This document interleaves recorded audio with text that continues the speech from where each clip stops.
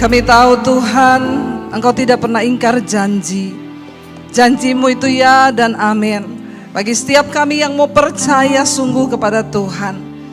Karena itu ajar kami sungguh-sungguh percaya. Bukan hanya percaya, tapi mempercayakan hidup kami kepada Tuhan. Karena bagi Tuhan tidak ada perkara yang mustahil. Engkau sanggup melakukan segala sesuatu, bahkan di luar nalar setiap kami Tuhan. Karena itu kami membuka hati kami, roh, jiwa, dan tubuh kami tundukkan kepada firman Tuhan. Urapi hamba-Mu yang tidak ada apa-apanya Tuhan, urapi setiap kami. Di dalam nama Tuhan Yesus yang percaya Tuhan di tengah kita memberkati kita, katakan bersama. Amin. Sorak-sorai, tepuk tangan buat Tuhan. Haleluya. Silakan duduk Bapak Ibu yang terkasih, Shalom. Apa kabarnya? Luar biasa. Kenapa luar biasa? Karena Tuhan luar biasa. Iya, terima kasih buat Pak Riki dan juga Ibu yang mempercayakan pelayanan ini kepada saya. Semuanya memang sudah Tuhan atur. Yang tadinya saya sudah bilang sama Ibu, Bu nggak bisa Bu, saya itu minggu harus balik ke Jakarta. Tapi ya itulah ya, tidak ada perkara yang mustahil bagi Tuhan, amin. Dan Dia sanggup melakukan segala perkara. Iya Bapak Ibu, tadinya saya mau khotbah sesuatu yang berbeda. Jangan dimainin keyboardnya, nanti saya menangis loh. Ya jadi saudara di sana tadi ayatnya berkata apa? Kita baca sama-sama yuk. Yang bagian B saja ya kita baca bersama. Percayakah kamu bahwa aku dapat melakukannya? Mereka berkata, ya Tuhan, kami percaya. Silakan duduk Bapak Ibu. Jadi kisah ini ketika Yesus sedang dalam sebuah perjalanan, ya Dia ketemu dengan orang buta saudara. 2 orang buta dikatakan di sana. Dan orang buta itu mengikuti Yesus dan mereka berkata, Tuhan kasihanilah kami.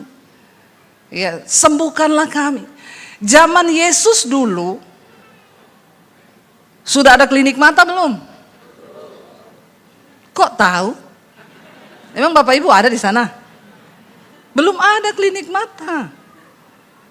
Jadi kalau orang sudah dinyatakan buta, ya sudah terima nasib.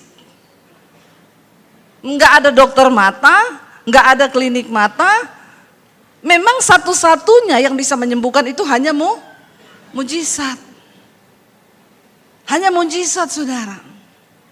Kalau sekarang orang buta, ada duit langsung berangkat toh? Kemana?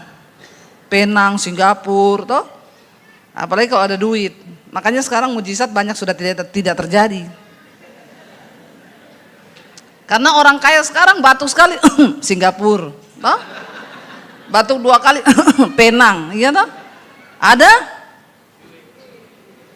Ya, zaman dulu biar ada duit nggak ada klinik. Jadi hati-hati, jangan sampai Bapak Ibu itu anak sakit sedikit langsung dokter. Ya, baru demam sedikit rumah sakit. Coba pakai iman dulu, amin. Kadang-kadang mujizat terjadi sama orang miskin-miskin. Karena biar demam tinggi, dalam nama Yesus, darah Yesus. Mau ke dokter mikir nih saudara. Ya, ayo kita aktifkan iman kita. Ketika orang buta ini 2 orang datang kepada Yesus, pasti orang di sekitarnya akan berkata begini, ya coba lihat bisa enggak? Menyembuhkan orang buta itu susah enggak? Susah? Kok enggak yakin ngomong susahnya?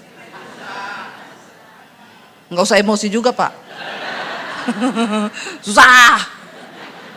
Ya, menyembuhkan orang buta itu susah. Apalagi nggak pakai dokter. Jadi zaman itu orang buta sembuh sulit untuk dipercaya. Secara akal logika manusia tidak mungkin, nggak mungkin. Tapi Yesus bilang begini, kamu percaya bahwa aku dapat melakukannya? Ya, Yesus cuma tanya begitu. Yesus bilang, kamu percaya bahwa aku dapat melakukannya? Percayakah kamu?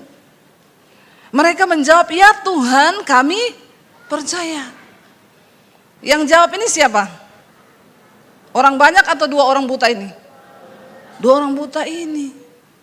Kenapa? Karena memang sudah tidak ada harapan. Tapi ada orang sudah nggak ada harapan tetap tidak.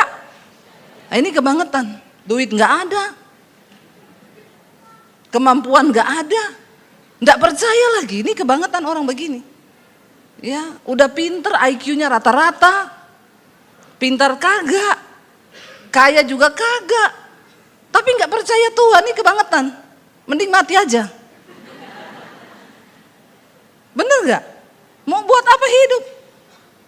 Ya, walaupun kita nggak punya apa-apa, kalau kita masih mempercayai Tuhan, itu hal terbesar yang kita miliki dalam hidup kita, yang dapat mengubahkan hidup kita. Katakan, amin. Ya, biar kaya juga kalau nggak percaya Tuhan juga percuma.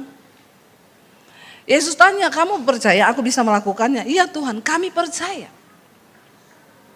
Dan akhirnya Yesus jamah mata mereka, dan Yesus tuh bilang begini.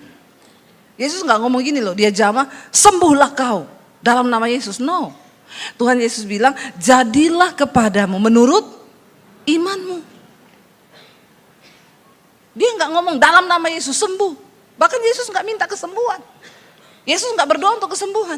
Tuhan cuma bilang, jadilah padamu sesuai dengan. Nah, iman ini penting nggak saudara? Penting. Iman ini yang bisa menggerakkan kuasa Tuhan terjadi dalam hidup kita. Iman yang bisa menggerakkan hal-hal supranatural itu terjadi dalam hidup kita. Iman ini yang bisa menggerakkan janji-janji Tuhan itu terjadi di hidup kita. Amin. Makanya jangan punya iman rata-rata. Imannya standar aja. Gak bisa saudara. Kita percaya sama Tuhan dengan mempercayakan hidup sama Tuhan, itu 2 hal yang berbeda. Banyak orang berkata percaya Tuhan, tapi yang mempercayakan hidupnya sama Tuhan itu tidak semua orang Kristen. Percaya sama Tuhan, percaya. Tapi apakah engkau mempercayakan hidupmu sama Tuhan, jodohmu sama Tuhan, anak-anak muda? Berapa banyak yang belum nikah sini, angkat tangan. Yang belum nikah aja, yang sudah nikah enggak usah. Yang mau nikah 2 kali juga jangan angkat tangan. Yang belum nikah tinggi tangannya angkat, enggak usah malu, hai jomblowers. Justru yang jomblo-jomblo ini bersyukur, kau bersyukur. Kenapa? Karena belum terlanjur menikah. Mending jomblo tapi happy. Para jomblowers seneng ini. Dibela langsung tepuk tangan. Ya, daripada nikah tapi enggak. Ya udah, itu nasib ya nasib. Bayarlah itu harganya sendiri. Ya, karena jodoh itu 2 saudara. Ada yang takdir Tuhan, ada yang nasib. Kalau nasib itu berarti kau yang buat sendiri. Jadi yang sudah menikah sini takdir atau nasib? Nasib, aduh kasihan banget ya. Jadi cuma bisa gini, nasib ya. Yang takdir angkat tangan. Berarti yang lain ini nasib. Kasihan deh lu. Ya. Tapi ya sudah disyukuri saja toh. Saudara, ketika orang itu mempercayakan hidupnya kepada Tuhan, itu berbeda. Ya, tunggu sampai waktu Tuhan datang dan pastikan engkau itu percaya sesuai dengan firman Tuhan. Nggak usah terburu-buru. Aduh, kepala 25 ini lewat. Ya, apalagi orang tuanya, kamu itu kok belum kawin-kawin toh? Ya, kamu kok belum nikah toh? Nggak usah didengar omongan orang begitu. Ya, nanti kalau kau nikah juga dia tanya, kok belum punya anak? Ya, itu kasihan memang anak-anak muda itu kalau ketemu orang tua, apalagi orang-orang tua kepo ini. Kayaknya di Pekanbaru banyak orang tua kepo dan julid. Banyak ya? Bertobat ya. Orang tua julid dan kepo, tante-tante apalagi. Ya, kalau ketemu sekarang gimana? Ya, Udah selesai kuliah, udah tante kerja apa? Di sini, oh udah punya pacar? Belum tante, kapan nikah? Nggak bakal selesai itu pertanyaannya. Karena dia menginterogasi lebih daripada Polda. Itu tante-tante julid itu cocok kalau dikasih untuk menginterogasi. Jadi ikuti apa kata Tuhan. Amin. Mempercayakan hidup sama Tuhan, belajar percaya sama Tuhan, itu adalah sebuah proses yang dibangun terus menerus. Nggak bisa kau bilang saya sudah Kristen. Oh saya ke gereja tiap minggu cukup, nggak cukup.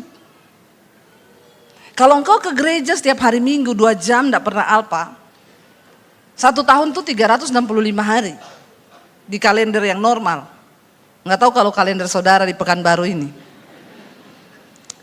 Ya, kalau kau beri waktu satu hari seminggu 1 kali ke gereja tok 2 jam, maka dalam 365 hari kau beri hari buat Tuhan tuh cuma 4 hari loh. Kalau tiap minggu kau ke gereja 2 jam nggak pernah bolos. 365 hari, 4 hari untuk Tuhan, cukup nggak imanmu tumbuh? Sekarat mati. Makanya banyak orang Kristen menderita, melarat, buta dan miskin kata Tuhan. Kenapa? Imanmu mati. Kau cuma ke gereja seminggu sekali. Apalagi kalau datangnya telat. Nggak usah angkat tangan. Tertawakanlah dirimu sendiri itu. Apalagi pulangnya paling duluan. Ini bertobat ini. Ya. Hitung aja saudara, bagaimana iman kita tumbuh kalau dalam waktu 365 hari kau beri waktu cuma 4 hari setahun. Enggak bisa imanmu itu tumbuh menjadi iman yang mempercayakan hidup sama Tuhan, enggak bisa.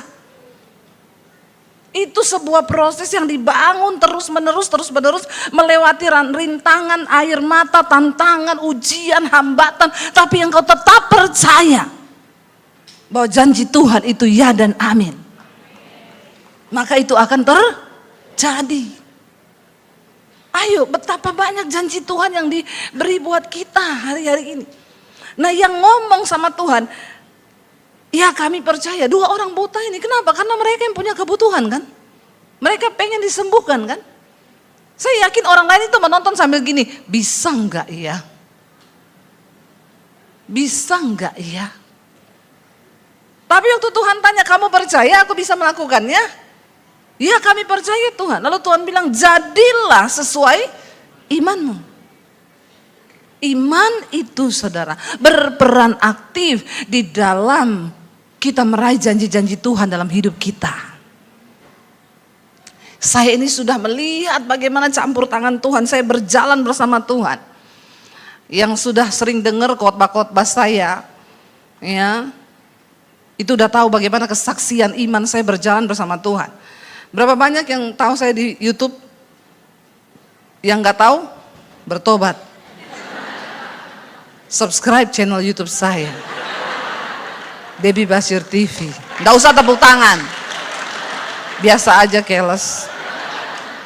Ya, itu saudara, bagaimana perjalanan iman saya bersama Tuhan. Dari apa yang tidak ada menjadi ada. Saudara pikir itu terjadi begitu saja? No, imanmu sedang menggerakkan semua janji Tuhan yang sudah diberikan buat Tuhan. Di sorga itu Tuhan sudah sediakan semua yang terbaik.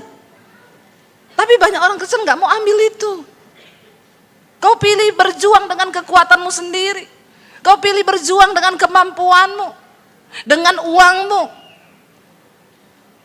Hanya mereka yang mau berjuang bersama Tuhan dan percaya bahwa janji Tuhan itu ya dan amin. Mereka lah yang akan melihat itu sungguh-sungguh terjadi dalam hidupnya. Ya, bagaimana perjalanan dulu saya udah sering kesini loh. Itu tahun-tahun berapa ya? Belum jadi YouTuber waktu itu. Tahun-tahun berapa ya Bu dulu ya? 2012 ya? Lama loh ya, sebelum pandemi jauh itu. Dan bagaimana Tuhan itu ya melakukan banyak hal dalam kehidupan kami.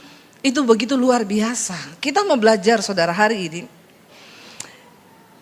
Iman itu sesuatu yang tidak terlihat tetapi kita percayai, menghadapi ketakutan, menghadapi persoalan, menghadapi tantangan, tapi kita tetap percaya dan mengimani bahwa Tuhan itu beserta dengan kita. Itu satu hal yang luar biasa. Kita mau belajar hari ini dari seorang tokoh di Alkitab yang bernama Gideon, saudara. Ya, Gideon itu dipakai Tuhan untuk membawa bangsa Israel keluar dari perbudakan musuh. Waktu bangsa ini berdosa, mereka melakukan sesuatu yang tidak berkenan pada Tuhan, hidup mereka jatuh. Mereka miskin, mereka ditindas, mereka kelaparan, mereka bekerja, hasilnya itu diambil sama musuh. Dan itu enggak enak. Saya selalu berulang-ulang, dosa itu akan membuat hidupmu menderita. Makanya Yesus datang untuk memerdekakan. Ya, tadi malam tema KKR. Jiwa-jiwa yang dimerdekakan. Ya, memang sebenarnya ini acara untuk kemerdekaan, tapi kegeser terus. Kenapa saudara? Penting untuk kita ini bisa merdeka. Pentingnya buat kita apa? Supaya engkau bisa mengalami janji Tuhan. Kalau hidupmu tidak merdeka, engkau nggak layak untuk mengambil janji Tuhan itu. Karena janji Tuhan tidak terjadi buat semua orang Kristen biasa-biasa saja. Nanti kita akan belajar. Yesus datang untuk memerdekakan kita, tapi banyak orang lebih suka tinggal di bawah kutuk dosa, perhambaan dosa, sehingga mereka tidak bisa mengalami janji Tuhan. Yesus berkata, aku datang untuk memberikan engkau hidup, dan hidup di dalam segala kelimpahan. Tidak peduli dunia mau berubah seperti apa, janji Tuhan itu ya dan amin. Itu ya dan amin. Tapi Tuhan mau kita bertobat. Kenapa bangsa Israel melarat, mereka ditindas, mereka karena mereka jauh dari Tuhan. Mereka hidup melakukan dosa, hawa nafsu mereka. Mereka enggak lagi peduli dengan Tuhan. Lalu akhirnya mereka berseru kepada Tuhan karena keadaan sudah tidak enak. Tuhan membangkitkan seorang pahlawan yang bernama Gideon. Dia adalah dari suku yang tidak diperhitungkan. Tapi itulah Tuhan, dia melihat imanmu saudara. Semua orang di Alkitab yang dipakai Tuhan bukan orang hebat. Semua orang yang biasa-biasa. Tetapi Tuhan angkat hidup mereka. Ketika Gideon akhirnya dipilih Tuhan, aku akan memakai engkau untuk membebaskan bangsa ini. Lalu Gideon mempersiapkan diri, dia bergumul dengan Tuhan, dia berdoa, Tuhan aku tidak mau maju kalau engkau tidak beserta. Karena ini peperangan besar melawan musuh yang hebat. Apa persoalanmu hari ini yang begitu hebat? Ada yang terlilit dengan utang? Rasanya mustahil saya bayar utang saya. Nggak usah angkat tangan karena saya juga nggak akan bayari.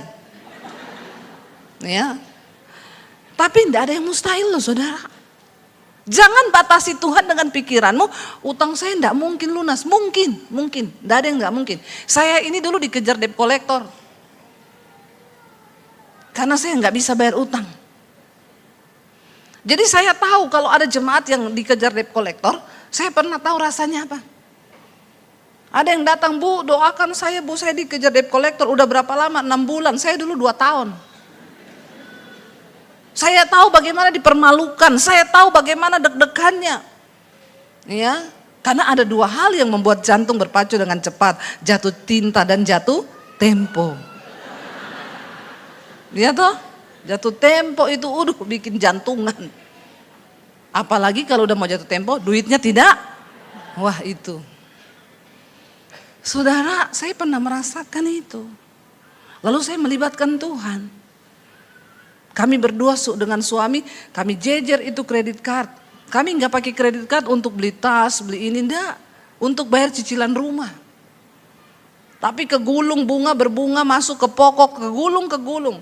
Sampai akhirnya kami libatkan Tuhan, kita tumpang tangan semua itu kredit card. Kalau orang lihat, orang bilang orang gila. Iya tuh, kamu punya utang, usaha kerja di luar sana. Cari duit untuk bisa bayar utang. Tapi kami start dari sebuah awal yang luar biasa. Kita tulis semua utang kita berdua tumpang tangan Tuhan. Kami mau melibatkan Engkau. Dengan kekuatan kami sudah tidak mampu Tuhan. Dan Tuhan bekerja dengan cara yang ajaib. Selalu ada jalan yang terbuka bagi orang-orang yang mau percaya sungguh sama Tuhan. Jangan andalkan kekuatanmu sendiri. Kau stres, bahkan banyak yang gila, berakhir bunuh diri karena mengandalkan kekuatannya. Ketika Gideon akan berhadapan dengan musuh, dia membangun hubungan dengan Tuhan. Dia berdoa, Tuhan, yakinkan aku bahwa Engkau menyertai aku, Tuhan. Tuhan bilang, aku menyertaimu, maju. Orang kalau mau perang, dia bikin strategi kan, mau maju kan, saudara. Enggak ada orang perang enggak pakai strategi.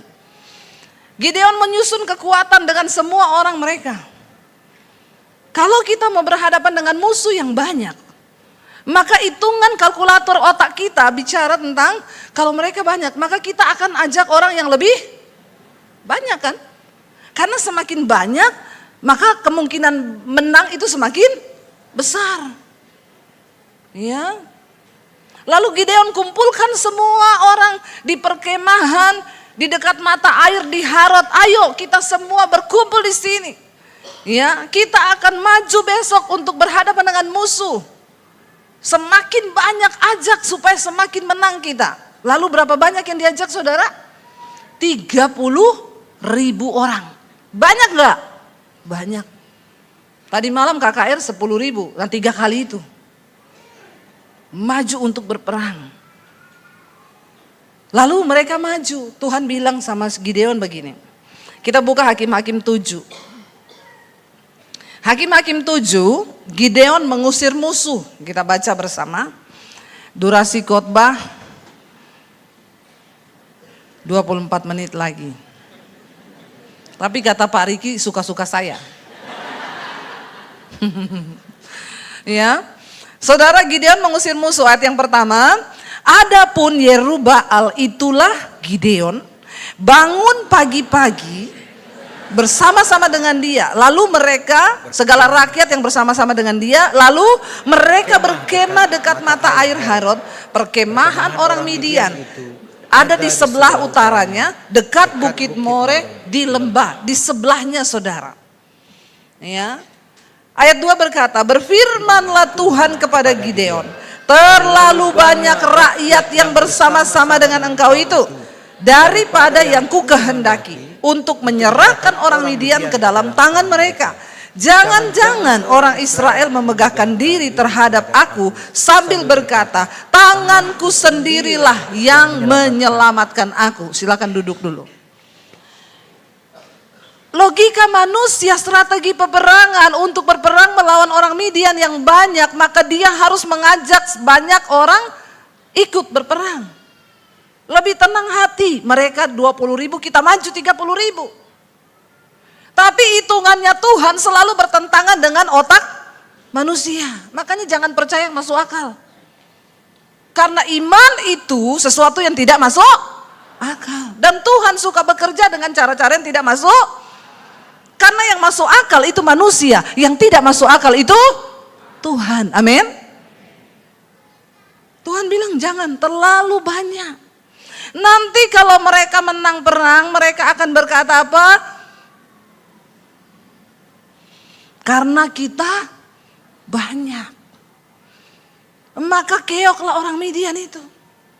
Tuhan bilang tidak begitu. Nanti kamu sombong dan kamu mencuri kemuliaanku. Terlalu banyak. Lalu Tuhan bikin seleksi. Tuhan bilang begini, sekarang serukan kepada rakyat itu. Ya, siapa yang takut dan gentar, suruh mereka pulang. Yang maju itu hanya yang berani saja. Lalu pulanglah berapa? 20.000. Tadinya 30.000 mundur. Nah ini gambaran orang Kristen nih. Yang ke gereja banyak. Tapi yang takut dan gentar lebih banyak. Yang diajak 30.000. Ternyata 20.000 orang penakut. Kalau kau penakut, kau gak bisa mengimani janji Tuhan. Kalau kau penakut, kau gak bisa punya iman yang besar yang bisa menggerakkan mujizat Tuhan bekerja. Karena iman itu lawannya adalah ketakutan. Orang yang takut tidak punya iman. Lawan ketakutanmu, saudara. Waktu disuruh pulang 20.000, ya ampun. Iya, ternyata ini semua prajurit yang makan mie instan. Jadinya penakut. Karena kan beda saudara ya, kalau prajurit itu makan daging, makanannya benar beda. Dia nyanyi dari Sabang sampai Merauke. Kalau makan mie instan, dari Sabang sampai Merauke. Dari Nana sampai ke laut itu. Ini beda juga imannya memang. Nah yang di Pekanbaru ini makan daging atau mie instan? Jangan kebanyakan makan mie instan, gak bagus buat ususmu dan buat nyalimu. 20.000 pulang. Tuhan tuh gak pernah salah. Kenapa dia suruh uji dulu? Percuma kau banyak-banyakan datang mau perang tapi penakut. Belum berhadapan dengan musuh, nanti yang 20.000 ini bikin takut yang 10.000. Iya enggak? Ingat kisahnya pengintai? Ya maju cuma 2 yang berani, akhirnya gugur saudara, lebih banyak yang takut daripada yang berani. Sama-sama maju nih, sama-sama bilang beriman. Tapi cara pandang orang yang beriman itu berbeda dengan orang yang imannya pas-pasan. Ya, 20.000 ternyata tentara makan mie instan pulang. Jangan kau duduk di gereja, padahal imanmu itu iman yang penakut. Karena kalau datang seleksi, kau akan tereliminasi saudara. Waktu kau berkata, aku ikut Tuhan, maka katakan, aku berani Tuhan. Apapun harga, berapapun harga yang harus aku bayar, aku akan bayar bersama dengan Tuhan. Sampai di garis akhir hidupku, aku akan tetap percaya bahwa Tuhan itu ya dan amin. Bahkan kematian adalah sebuah keuntungan bersama dengan Kristus. Bilang amin saudara. Saya ini sudah khotbah menggebu-gebu loh. Masa bilang amin aja nggak berani? Yes saudara, tangkap itu. Lalu masih tersisa 10.000. Tuhan bilang masih banyak. Bayangkan tinggal 10.000. Tuhan bilang masih terlalu banyak. Suruh mereka turun minum. Maka di situ Tuhan akan menseleksi mereka. Ya. Aku akan menyaring mereka ketika mereka minum. Aku akan menyaring mereka bagimu di sana. Siapa yang kufirmankan kepadamu, inilah yang akan pergi bersama-sama kata Tuhan. Dia akan pergi dengan engkau, tetapi yang tidak kufirmankan mereka akan tinggal. Setelah mereka itu disuruh Gideon pergi, ayo kita semua turun minum ke air. Berfirmanlah Tuhan kepadanya, barang siapa yang minum air dengan lidahnya seperti anjing menjilat, harus kau kumpulkan tersendiri. Demikian juga yang berlutut, lalu dia ambil air untuk minum. Jumlah mereka yang menghirup dengan membawa tangannya berlutut ke mulutnya itu cuma ada 300 orang. Yang 700 itu sisanya semuanya minum saudara seperti anjing. Jadi lebih banyak yang mana? Ya, kenapa Tuhan suruh yang berlutut lalu yang ambil air begini yang akan kau pilih? Itu orang-orang yang berawas-awas. Mereka tidak mudah dikejar hawa nafsu. Begitu lihat air langsung seperti anjing. Ya. Ada di sini yang punya iman seperti anjing begini? Tidak ada. Kalau di sini anjing malah dimakan. Enggak ya, sudah tidak boleh sekarang ya. Ada makanan lain yang lebih pantas dimakan. Jangan makan anjing, saudara. Nanti kau menggonggong. Jadi yang tersisa itu cuma 300. Yang layak untuk masuk seleksinya Tuhan. Ya. Secara manusia, saudara. Gideon ini kira-kira lebih gampang percaya yang kelihatan atau yang tidak kelihatan? Ya kalau kita mungkin jadi Gideon, Tuhan aku sih lebih pilih ngajak 30.000 ya daripada 300 ya enggak saudara? Ya mungkin kalau kita jadi Gideon kita mundur terhormat kan? Waktu saya membangun sekolah misi saudara, tadi yang disaksikan Pak Riki. Selesai pandemi, puji Tuhan kami diberkati Tuhan lewat YouTube. Awal pandemi uang saya dan suami cuma 10 juta. Kita nggak tahu pandemi ini mau sampai kapan. Waktu pandemi saya bilang sama suami kita ini ternyata terlalu percaya sama Tuhan. Kenapa saya bilang begitu? Karena ternyata kita nggak punya gaji bulanan. Kita hanya menggantungkan iman sama Tuhan. Ya kita hidup dari pelayanan. Jadi kalau nggak ada pelayanan, ya nggak ada pemasukan. Saya bilang sama suami, terlalu percaya loh kita ini. Harusnya kita jadi full timer di gereja, kayak digaji tiap bulan, aman toh. Tapi ini benar-benar nggak ada, saudara. Dan uang cuma tinggal 10 juta. Saya bilang kita bertahan hidup bagaimana ya? Ini pandemi berapa lama? Nggak ada yang tahu. Makanya dari dulu kita juga nggak bisa beli rumah lewat KPR, lewat bank, nggak bisa. Karena selalu ditanya slip gajinya mana bu? Nggak ada. Lah ibu ini ada gaji? Nggak ada. Dari mana? Dari sorga. Terus slip gajinya bu, dengan iman. Banknya bilang maaf kami tidak menerima slip gaji dengan iman. Karena kebetulan bos kami belum beriman. Repot saudara, jadi saya nggak bisa. Nah ketika pandemi datang, aduh tinggal bagaimana ini Tuhan ya. Ya kita berdoa bersama Tuhan. Puji Tuhan selama pandemi Tuhan pelihara saya tiba-tiba bisa melukis. Di masa pandemi. Saya pengen melukis, saya upload di Instagram. Puji Tuhan lukisan pertama saya jadi. Ada yang inbox, bu dijual enggak? Enggak, saya ini cuma iseng. Kalau ibu jual saya beli loh bu. Saya mau kasih hadiah mama saya ulang tahun. Ya kalau ibu mau ya silakan. Oke minta nomor rekening ibu ya berapa ya? Ya saya juga enggak tahu berapa. Orang saya cuma iseng kok. Dia udah minta nomor rekening, dia transfer. Lukisan pertama saya laku 10 juta. Begitu dengar 10 juta saja baru wow kau. Wow kan Tuhan itu. Begitu 10 juta semangat lah saya. Semangat saya, Tuhan uang tinggal 10 juta awal pandemi. Gak tahu sampai berapa lama. Ini kok tiba-tiba lukisan saya dibeli 10 juta. Tadinya suami saya marah-marah. Beli kanvas habis banyak. Nanti kita gak ada uang begini. Saya bilang ya saya pengen toh saya lebih penting uang atau istri. Kalau ada 9 juta. Iya toh hati-hati juga nyanyi lagu itu. Kalau ada 9 juta biar ku pinjam saja semua. Jangan ya kalau pinjam utang. Sekarang ini orang kalau utang susah ditagih. Jadi jangan kasih orang berutang, suruh dia berharap sama Tuhan, amin. Enak aja, masanya kita kalau mau nagih utang ya. Ngetiknya itu hati-hati. Selamat siang. Maaf banget. Mau nagih utang ini. Padahal ini kita yang punya duit ini. Maaf banget. Kayaknya kan dulu kamu pinjem uang saya ya. Katanya cuma seminggu. Ini sudah 3 bulan loh. Maaf banget karena saya lagi butuh. Dan kita tunggu balasannya dia, jantung kita deg-degan. Padahal yang punya duit siapa? Kita, tapi kita yang deg-degan. Tunggu balasannya dia, ting masuk gini. Halah uang juga cuma 1 juta ditagi-tagi udah kayak 10 juta. Kalau ada. Makanya jangan masukkan dirimu dalam pencobaan. Saya sekarang gak mau juga saudara. Apalagi udah, sis masih ingat aku enggak? Itu WA yang paling horor. Masih ingat aku enggak? Udah lama loh kita gak ketemu. Langsung saya balas, kebetulan saya tadi malam amnesia.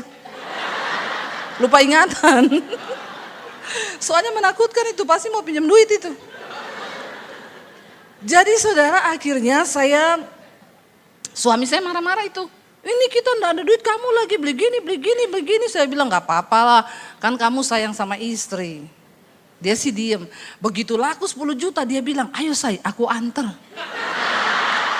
Beli kanvas. Ini memang suami yang luar biasa. Biasanya bapak-bapak begitu memang. Jangan disalahkan karena bapak-bapak itu lebih pakai logika. Lalu saya jadi melukis. Singkat cerita saudara, selama pandemi itu 2 tahun kurang lebih saya melukis hampir 50 lukisan lebih. Itu yang termurah dibeli orang 1 tok 6 juta. Yang lainnya itu 20 juta, 25 juta, 30 juta, 40 juta, 50 juta, 70 juta. Yang tertinggi 75 juta. Siapa yang buat itu? Saya?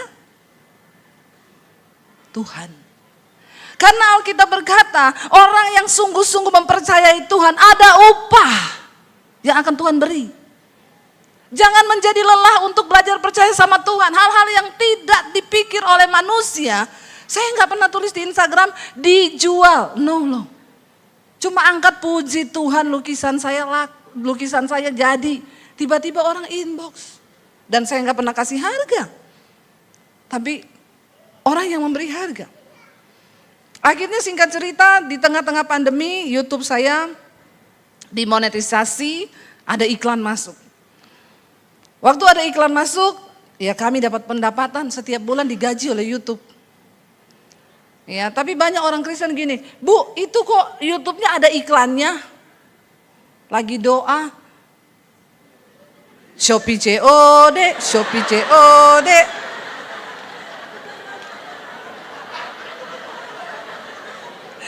Bayar tuh COD. Saya bilang begini, Bu, saya itu di YouTube saya selalu itu tayang live streaming. Ikutilah jam live streaming itu. Supaya nggak ada iklan. Itu saya berkorban loh, kasih live streaming itu saya nggak dapat pemasukan selama live streaming itu. Saudara yang ikut live streaming nggak ada iklan. Kalau waktunya nggak bisa, ambil YouTube Premium dong. Kayak orang miskin saja ini jemaat nih. Udah gitu apa? Saya yang disuruh tutup iklan. Kau itu sudah tidak kolekte. Terus kau suruh lagi saya tutup iklan. Lah kita ini kan dapat upahnya dari situ tuh. Janganlah kau suruh tutup. Kalau kau tidak mau ada iklan, premium dong. Amin. Supaya nggak ada Shopee COD. Lalu saudara, kami diberkati, singkat cerita. Kami mulai berdoa, Tuhan mau bawa kemana pelayanan kami. Beberapa teman-teman hamba Tuhan, Bu, buka gereja. Teman saya bilang, buka gereja, Bu. Jemaat juga, Ibu kapan buka gereja? Saya ini melihat saudara, gereja ini sudah banyak sekali. Apalagi di Jakarta, satu mall ada 10 gereja. Itu saya juga pikir siapa semua yang masuk di situ. Ya, dan kayaknya nggak ada pertumbuhan jiwa, yang ada cuma perputaran jiwa. Jiwa yang terputar-putar di situ. Kepahitan di sini dia pindah ke situ, ya toh? Nanti tidak cocok sama pendeta itu dia pindah lagi kemari. Jemaat yang tidak bertumbuh karena sedikit-sedikit dicabut terus. Baru mau tumbuh cabut. Lihat di sana ada gereja baru buka, kayaknya enak kita ke situ yuk. Sampai di sana nggak cocok pindah lagi. Kalau kau tidak cocok, kau yang sedang dibentuk. Jangan kebanyakan pindah, nanti mati. Amin. Tapi saya tersinggung sama itu pendeta. Ya berarti kau orangnya sensi.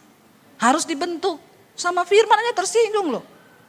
Ya saya udah bilang kalau saya khotbah, ada yang tersinggung, puji Tuhan 12 kali. Karena kalau nggak tersinggung, kebangetan. Kita ini harus tersinggung sama firman. Supaya bertobat, berubah, bertumbuh. Lalu saya berdoa, Tuhan apakah kami mau buka gereja? Tapi Tuhan itu jawab saya dengan satu ayat. Di akhir zaman nanti tuayan banyak tapi penuai sedikit. Aku enggak suruh kamu buka gereja, tapi jadikan orang itu penuai-penuai. Saya tanya sama Tuhan bagaimana caranya? Ya bangun sekolah misi, karena saya ini dulu dari sekolah misi saudara. Oke Tuhan, tapi mulai dari mana ya? Cari tanah. Lalu kami cari-cari saudara, dari yang tidak ada, saya itu sampai bertanya-tanya ini benar gak dari Tuhan. Tuhan kita ini bukan orang kaya loh, kenapa Tuhan baru juga mau diberkati sedikit lewat YouTube. Sudah disuruh mau bangun sekolah dan sekolahnya ini gratis. Gak main-main ini Tuhan. Tapi udah kami bergerak, akhirnya puji Tuhan dapat tanah dikasih 4.500 di daerah Bandungan, Jawa Tengah, Semarang, naik ke atas gunung. Cuacanya enak, dingin itu 16 derajat kalau pas dingin. Memang saya cari yang di atas gunung karena menjadikan hamba-hamba Tuhan itu harus di gunung. Karena dekat dengan Tuhan. Jangan tertawa kau. Kalau di kota dekat mall. Malah jadi hedon ini pendeta-pendeta nanti. Jadi di gunung saudara. Akhirnya dibangun. Ya, saya pikir pertama ya udahlah kita kuat-kuatan kita taruh uang 2M untuk bangun itu ya, cukuplah itu ya cuma sekolah begini-begini. Waktu selesai digambar 4M. Saya bilang ini M ini miliar atau ember. Enggak main-main loh, ini Tuhan ini buat saudara 4M gede enggak? biasa aja mukanya. Kecil ya. Bagi kita gede tenan itu. Banget gedenya. Saya bilang sama suami, bagaimana ya kita mundur saja ini atau bagaimana ya? Tapi saya bilang sama suami, enggak, maju kita. Oh gampang saya bilang. Nanti kita tulis nomor rekening di YouTube.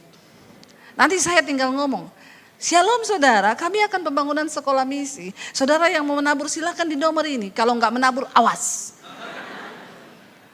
Padahal kita ini sama suami dari awal pelayanan di YouTube, kami sudah komitmen tidak akan taruh nomor rekening di layar karena kita bukan gereja. Beda dengan gereja. Tapi saya tergoda waktu itu seperti Gideon yang tergoda membawa pasukan yang besar untuk kemenangan. Ini waktu saya udah habis atau belum ya?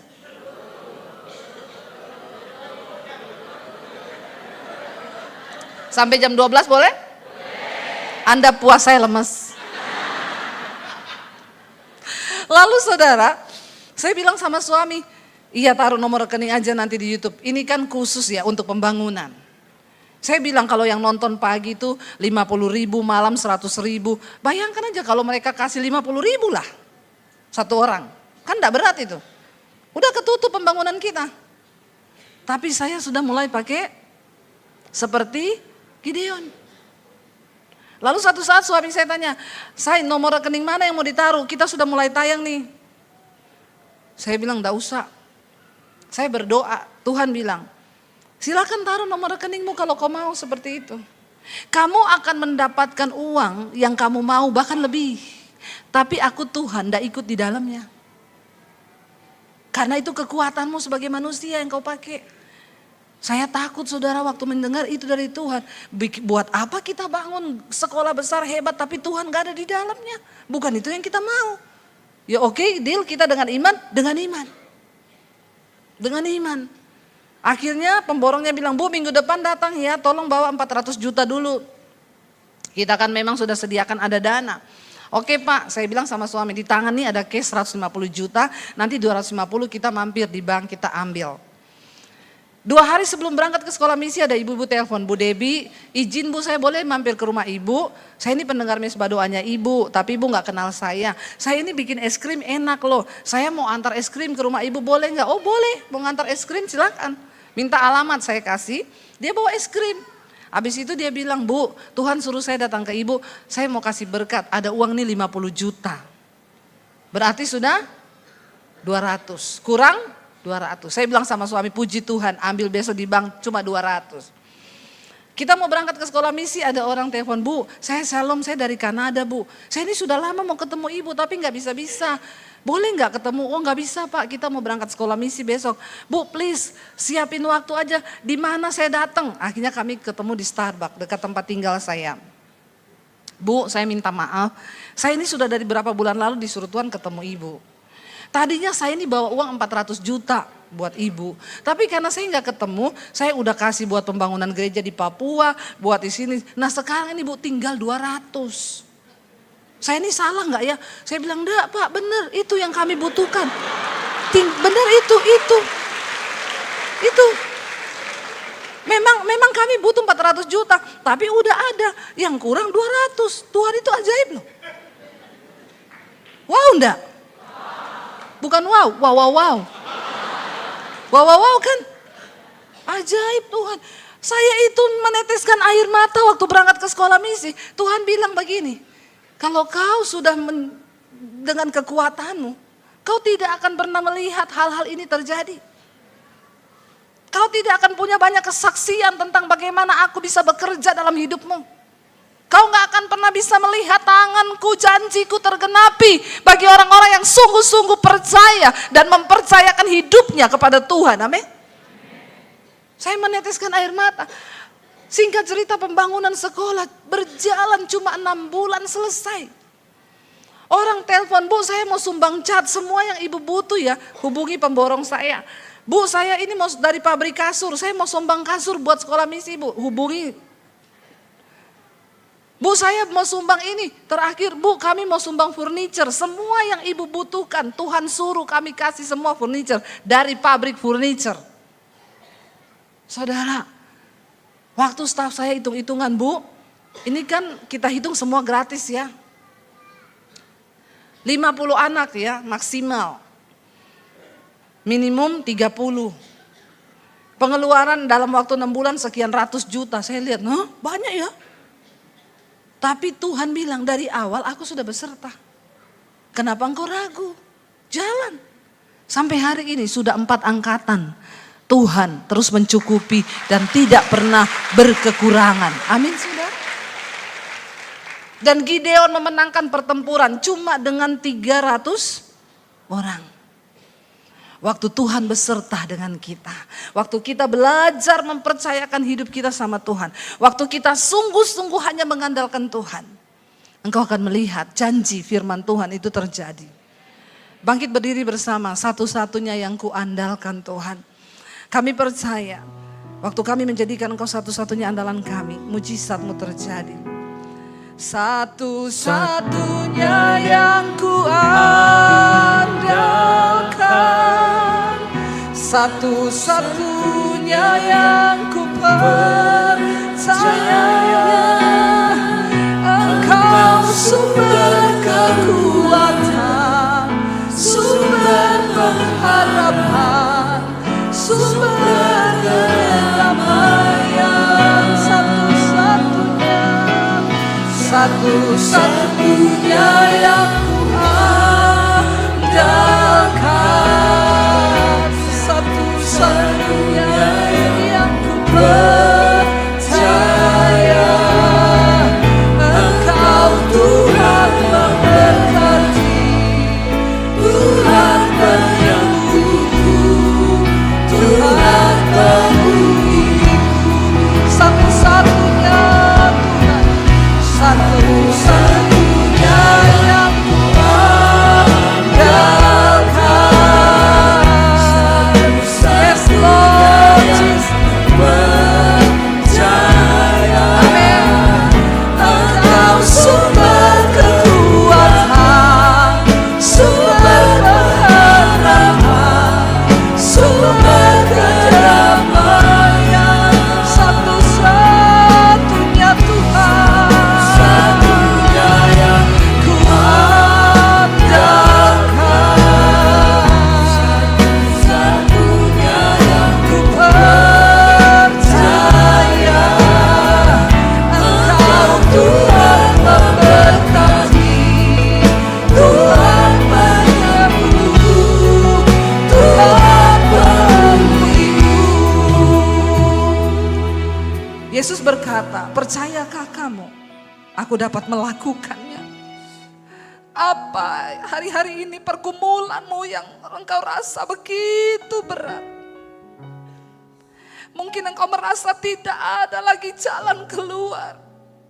Ketakutanmu akan masa depan, ketakutanmu akan sesuatu yang belum terjadi. Pandangan mata jasmanimu melihat betapa buram di depanmu. Hari ini engkau perlu pakai mata iman untuk melihat janji dan rencana Tuhan yang besar di depanmu, saudara. Cuma mereka yang berani berkata, aku percaya engkau sanggup melakukannya Tuhan. Aku percaya engkau bisa mengubah masa depanku kalau aku sungguh-sungguh mengasihi engkau.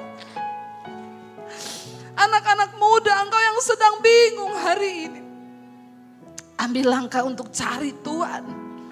Dan bilang, Tuhan aku mau belajar percaya.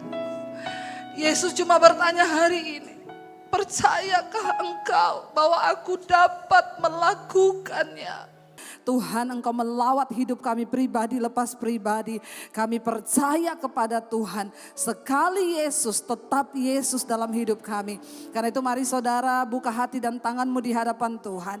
Terimalah kiranya berkat rahmat anugerah dari Allah Bapa, cinta kasih dari Tuhan Yesus Kristus, penyertaan Allah Roh Kudus yang akan terus menyertai hidup kita. Mulai dari hari ini bahkan sampai kali yang kedua. Tuhan Yesus datang kembali. Nama kita tercatat di dalam kitab kehidupan. Karena itu mari kita berkata di dalam nama Tuhan Yesus. Katakan bersama. Kau yang pegang tanganku, Kau yang hatiku selamanya.